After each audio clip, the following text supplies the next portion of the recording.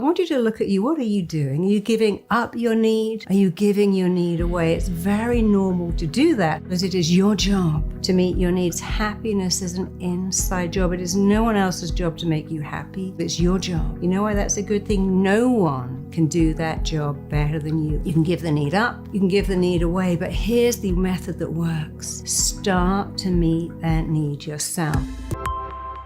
I've been a therapist my entire adult life, and it's been such a joy for me to really understand what makes people tick. And one of the things I found very early in my career is that people do two things. They either give away their needs or they give up their needs. What does that mean? Well, it means when you're born, a little baby, your needs are very simple. You need to be loved, you need to be safe, you need to be connected, you need to feel that you matter. Because if you feel loved, safe, significant, connected, whoever's looking after you will look after you and you'll make it. So we have these basic needs as a baby, and as we get a bit older, we still need throughout our whole life to feel safe, loved, connected, and significant. We have some more needs. We need to be seen and heard. We need to feel that somebody is proud of us, and we need to feel that we matter. We need to feel that we've got something to offer the world, that our skills and gifts are recognized. So these are our needs, and for many people, their needs are not met. Many children don't feel loved. They certainly don't feel safe. They don't feel significant. Many clients say to me, no, I never felt I was important. I never felt connected. I always felt I was not good enough. Marilyn Monroe said once, I've never belonged to anyone in my entire life, and I think I never will. I worked once with 16 suicidal children, and they all said the same thing. I don't think I'm good enough. Nobody cares about me, which wasn't actually true because their parents sent them to me, but what they felt was true. I don't feel my needs are being met. So when your need to feel loved, connected, significant, safe isn't met, what happens? The first thing we do is give the need away. I'm going to find someone out there and they're going to meet these needs, and they're going to make me feel loved. They're going to make me feel safe. It's their job to meet my needs. Now that can actually work. Hey, could you love me? Could you turn out and make me feel that I matter? Could you be with me and make me feel safe, loved, connected? Yeah, I could do that for 5 years, and then I'm going to find someone else. And you see what happens if you give the need away. This is your job to make me feel good. We give that need to our partner, even to our children, to our boss, to our friends, to our parents. And what happens when you give the need away is that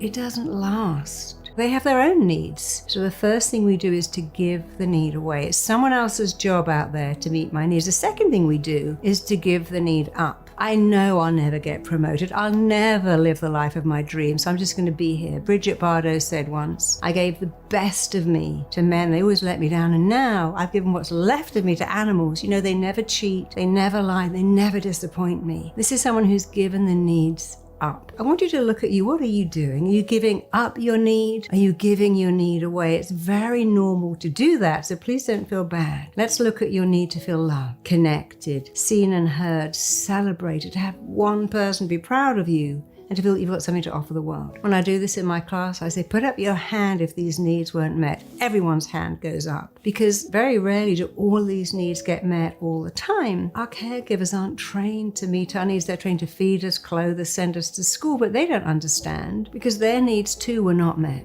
So what do? You can give the need up, you can give the need away, but here's the method that works. Start to meet that need yourself. You go, how do I make myself feel loved? Well, here's how you do it. You go, I am lovable, I'm worthy of love. And you go, yeah, but that feels silly. Well, you know what? Then do it more until it doesn't. How do I meet my need to feel safe? That isn't really about locking all the doors, switching on your alarm, and always putting your seatbelt on. It's about, I'm safe to express my emotions. I'm safe to be vulnerable. I'm safe to say, hey, could you love me? Could you be in my life? Safety is safety to walk through the world being yourself. So just take a minute and think of your needs and realize it is your job to meet your needs. Happiness is an inside job. It is no one else's job to make you happy. It's your job. You know why that's a good thing? No one can do that job better than you. I was a middle child. My brother and sister went to private school. I didn't. I wasn't the smart one. I definitely wasn't the pretty one. I didn't feel I mattered, but I had one person, my grandmother, who believed in me. But as I grew up, I began to understand look, I have to do this myself. I have to sit and say,